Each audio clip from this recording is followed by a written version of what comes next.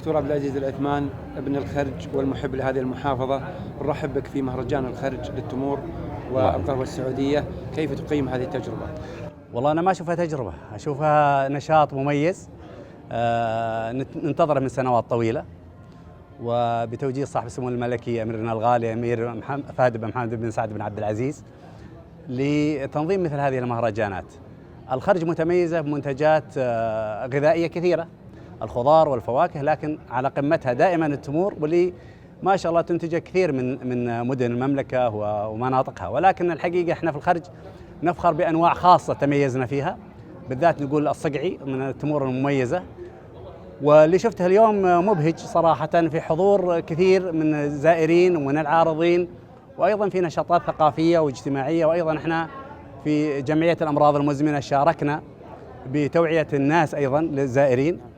أنا أعتقد أن ال10 أيام هذه غير كافية، لكن هي محطة انطلاق إن شاء الله لمهرجانات أخرى، نتكلم عن منتج وطني، نتكلم عن شعار المملكة العربية السعودية النخلة، نتكلم عن أمن غذائي سينطلق إن شاء الله دائما من كل مناطقنا. لكن من الخرج احنا مصرين على أن تكون التمور من أفضل أنواع التمور إن شاء الله.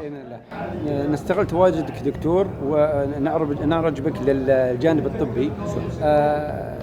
نسأل عن كمية التمور على جسم الإنسان، وجزء آخر هناك من يتكلم عن الطحينة. نعم. أو ما يسمى هذا المنتج. صحيح. هناك من يتكلم عن ضرره الطبي، هل لكم عن هذا الموضوع؟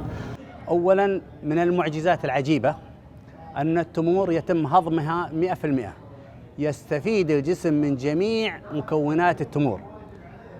الأمر الآخر، التمور فيها شيء عجيب ولذلك يفطر عليها الصائم، السبب فيها ألياف لا تسمح بارتفاع السكر بشكل صادم للجسم، فيتم رفع السكر بشكل تدريجي. ما هي أنواع التمور اللي مناسبة لمرضى السكري؟ الجواب جميع أنواع التمور فيها سكر، وننصح دائما مرضى السكري بمراجعة أطبائهم والمختصين في التغذية وعدم الإكثار من التمور لهذا السبب. أما الشخص السليم فأنا أدعوه لتناول التمور بكل أنواعها، في اختلافات بينها في تركيبها بلا شك. بالنسبة لاستخدام الطحينة، كثير من الناس يظن أن استخدام الطحينة يخفف السكر وأنه يجعل التمور مناسبة للسكر، وهذا الكلام غير صحيح. حتى ما يسمى بالمؤشر الجلايسيمي، وهو تحول السكريات الموجودة في غذاء مثلا في التمور إلى سكر دم اللي هو الجلوكوز، فالطحينة لا تؤثر عليه.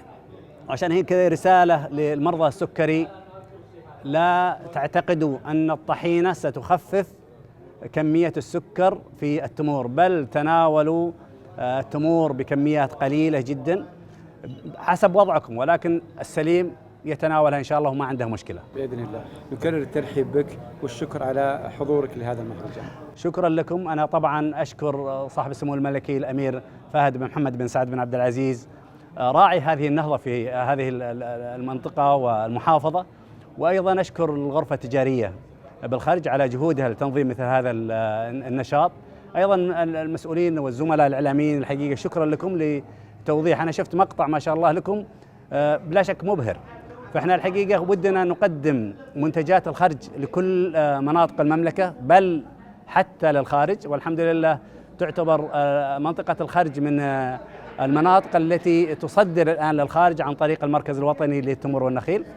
فأنا أقول شكرا للجميع، شكرا للقائمين وشكرا للمنظمين، ونحتاج منكم في السنوات القادمة إن شاء الله مهرجانات أفضل وأفضل إن شاء الله. شكرا لكم. شكرا.